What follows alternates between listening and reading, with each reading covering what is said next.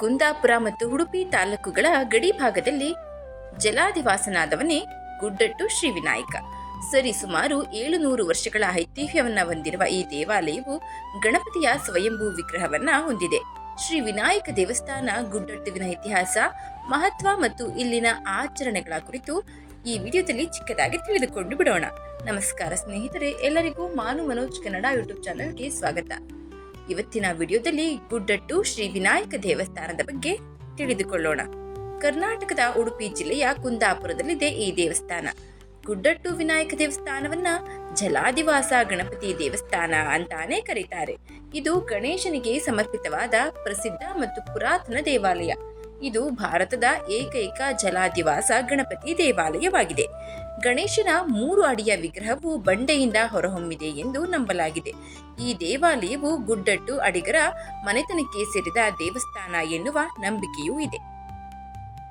ದೇವಸ್ಥಾನದ ಪ್ರಮುಖ ಆಚರಣೆ: ದೇವಸ್ಥಾನದಲ್ಲಿ 1000 ಕುಡ ಸೇವೆ ಅಂದರೆ ಸಹಸ್ರ ಕುಂಭಾಭಿಷೇಕ, ತೈಲಾಭ್ಯಂಜನ, ಪಂಚಾಮೃತ ಮತ್ತು ರುದ್ರಾಭಿಷೇಕ ನಡೆಯುತ್ತದೆ.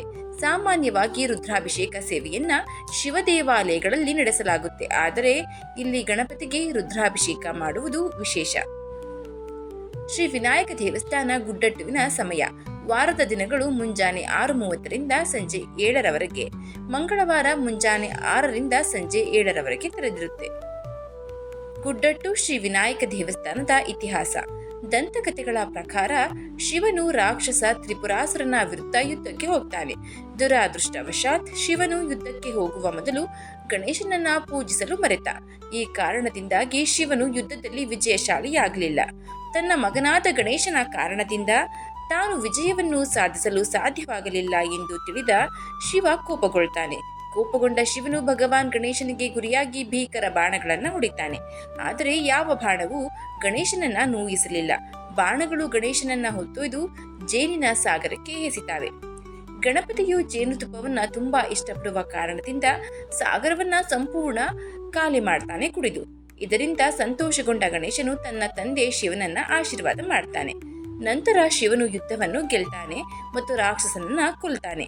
ಜೇನುತುಪ್ಪದ ಅತಿಯಾದ ಸೇವನೆಯು ಗಣಪತಿಯಲ್ಲಿ ಉರಿಯುವ ಸಂವೇದನೆಯನ್ನ ಉಂಟು ಮಾಡುತ್ತೆ. ಅವನು ನೋವಿನಿಂದ ನರಳಲು ಪ್ರಾರಂಭಿಸ್ತಾನೆ. ಶಿವನು ತನ್ನ ಮಗನ ಮೇಲೆ ಕರುಣೆ ತೋರ್ತಾನೆ. ಪವಿತ್ರ ನರಸಿಂಹ ತೀರ್ಥದ ಪಕ್ಕದ ಕೊಳದಲ್ಲಿ ಗಣೇಶನು ನೆಲೆಯಾಗುವಂತೆ ಆಶೀರ್ವಾದ ಮಾಡ್ತಾನೆ. ನಂತರ ಗಣೇಶನು ಬೃಹತ್ ಬಂಡೆಯಲ್ಲಿರುವ ಕೊಳವನ್ನ ತನ್ನ ಮನೆಯನ್ನಾಗಿ ಮಾಡಿಕೊಳ್ತಾನೆ.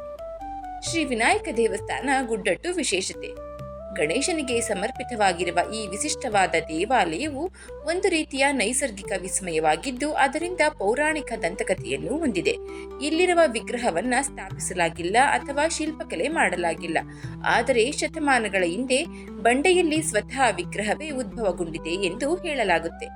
ಬೃಹತ್ ಬಂಡೆಯು ವಾಸ್ತವವಾಗಿ ಭಗವಂತನ ವಾಸಸ್ಥಾನವಾಗಿದೆ ಮತ್ತು ಭಕ್ತರಿಗೆ ಹೊರಗಿನಿಂದ ಸಣ್ಣ ಕಿಂಡಿಯ ಮೂಲಕ ದೇವರ ದರ್ಶನವನ್ನ ನೀಡಲಾಗುತ್ತೆ. ಕಪ್ಪು ಬಂಡೆಯ ಮೂಲಕ ಇಣಿಕಿ ನೋಡಿದಾಗ ಎಣ್ಣೆ ದೀಪಗಳು ಹೊರಸೂಸುವ ನೈಸರ್ಗಿಕ ಬೆಳಕಿನಿಂದ ಗೋಚರವಾಗುವಂತೆ ಸೊಂಡಿಲ ಮತ್ತೆ ಕಣ್ಣುಗಳು ಮತ್ತು ಕಾಲುಗಳೊಂದಿಗೆ ಕುಳಿತ ಭಂಗಿಯಲ್ಲಿ ಗಣಪತಿಯನ್ನ ಕಾಣಬಹುದು. 1000 ಕೊಡ ಅಭಿಷೇಕ ಅಥವಾ ವೈದಿಕ ವಿಧಾನವೆಂದರೆ ಪ್ರತಿದಿನ ಹತ್ತಿರದ ಬಾವಿಯ 1000 ಮಡಿಕೆ ನೀರಿನಿಂದ ವಿಗ್ರಹಕ್ಕೆ ಅಭಿಷೇಕವನ್ನ ಮಾಡೋದು ವಿಶೇಷದ ಪೂಜೆಯಾಗಿದೆ. ಇಲ್ಲಿ ವಿಸ್ತೃತವಾದ ಪ್ರಾರ್ಥನೆಗಳು, ಆಚರಣೆಗಳು ಅನುಸರಿಸಿ ಗಣೇಶನನ್ನ ಕುತ್ತಿಗೆಯ ಆಳದ ನೀರಿನಲ್ಲಿ ಮುಳುಗಿಸಲಾಗುತ್ತೆ. ಇದನ್ನ ಪ್ರತಿದಿನ ಮಾಡುವುದರ ಹಿಂದಿನ ಉದ್ದೇಶವೆಂದರೆ ನೀರಿನ ತಂಪಾಗಿಸುವ ಪರಿಣಾಮದಿಂದ ದೇವರ ನೋವನ್ನ ನಿವಾರಿಸಬಹುದು ಎನ್ನುವುದು ಇಲ್ಲಿನ ಉದ್ದೇಶ. ಶ್ರೀ ವಿನಾಯಕ ದೇವಸ್ಥಾನ ಗುಡ್ಡಟ್ಟುವಿನಲ್ಲಿ ಪೂಜಾ ವಿಧಾನಗಳು: ಇಲ್ಲಿ ವಿನಾಯಕನಿಗೆ ಪೂಜೆಯನ್ನ ಸಲ್ಲಿಸುವ ಮುನ್ನ ಭಕ್ತರು ಸ್ನಾನ ಮಾಡಿ ಮಡಿಬಟ್ಟೆಯನ್ನ ತೊಟ್ಟು ಪೂಜೆ ನಿಯಮಗಳನ್ನು ಪಾಲಿಸಬೇಕು. ಒಂದು ವೇಳೆ ಇಲ್ಲಿ ಗಣಪತಿಗೆ ಪೂಜೆ ಸಲ್ಲಿಸುವಾಗ ತಪ್ಪುಗಳನ್ನ ಮಾಡಿದರೆ ಇಲ್ಲಿನ ನಂಬಿಕೆಯ ಪ್ರಕಾರ ಅವರು ಮುಂದೆ ಹಾವು ಕಾಣಿಸಿಕೊಳ್ಳುತ್ತದೆ ಎಂದು ಹೇಳಲಾಗುತ್ತೆ. ಇಲ್ಲಿ ಅಭಿಷೇಕಕ್ಕೆ ಬಳಸಲಾಗುವ ನೀರನ್ನ ಮುಂದಿನ ದಿನಗಳಲ್ಲಿ ರುದ್ರಾಭಿಷೇಕ ಮತ್ತು ಅಭಿಷೇಕಕ್ಕೆ ಬಳಸಲಾಗುತ್ತೆ. ನಂತರ ಪಾರಾಯಣದೊಂದಿಗೆ 1000 ಕೊಡ ಸೇವೆಯನ್ನ ಮಾಡಬೇಕು. ಪೂಜೆ ಮಾಡುವ ಭಕ್ತರು ಸ್ನಾನ ಮಾಡಿ ಶುದ್ಧದಿಂದ ಒದ್ದೆ ಬಟ್ಟೆಯಲ್ಲಿ ಪೂಜಾ ವಿಧಾನಗಳನ್ನ ಅನುಸರಿಸಬೇಕು. ಈ ಕಾರ್ಯವಿಧಾನವನ್ನ ಸರಿಯಾಗಿ ಅನುಸರಿಸದಿದ್ದರೆ ಜನರು ಹೇಳಿದಂತೆ ಹಾವು ಬಂದು ಅವರ ಮುಂದೆ ಕಾಣಿಸಿಕೊಳ್ಳುತ್ತದಂತೆ. ಕೊನೆಯ ದಿನದಂದು ಅಭಿಷೇಕಕ್ಕೆ ಬಳಸಲಾಗುವ ನೀರನ್ನ ಮುಂದಿನ ದಿನದಲ್ಲಿ ರುದ್ರಾಭಿಷೇಕ ಮತ್ತು ಪಂಚಾಮೃತಾಭಿಷೇಕವನ್ನು ನಿರ್ವಹಿಸಲು ಬಳಸಬೇಕು. ನಂತರ ಪಾರಾಯಣ ಪಠಣ ಮಾಡುತ್ತಾ ಅಯ್ಯರ್ ಕೊಡ ಸೇವೆಯನ್ನು ಅನುಸರಿಸಬೇಕು. ಇದು ಗುಡ್ಡಟ್ಟುವಿನ ವಿನಾಯಕ ದೇವಸ್ಥಾನದ ಬಗ್ಗೆ ಇರುವಂಥ ಚಿಕ್ಕದಾದ ಮಾಹಿತಿ. ಈ ಮಾಹಿತಿ ನಿಮಗೆ ಇಷ್ಟ ಆಗಿದ್ದರೆ ದಯವಿಟ್ಟು ಶೇರ್ ಮಾಡಿ, ಲೈಕ್ ಮಾಡಿ. ವಿಡಿಯೋ ಬಗ್ಗೆ ನಿಮ್ಮ ಅನಿಸಿಕೆ ಅಭಿಪ್ರಾಯವನ್ನು ಕಮೆಂಟ್ ಬಾಕ್ಸ್ನಲ್ಲಿ ತಿಳಿಸಿ. ಚಾನಲ್ನ ಇನ್ನೂ ಸಬ್ಸ್ಕ್ರೈಬ್ ಮಾಡ್ಕೊಂಡೆ ನೋಡ್ತಾ ಇದ್ದರೆ ದಯವಿಟ್ಟು ಸಬ್ಸ್ಕ್ರೈಬ್ ಮಾಡಿಕೊಂಡು ನೋಡಿ. ಧನ್ಯವಾದಗಳು.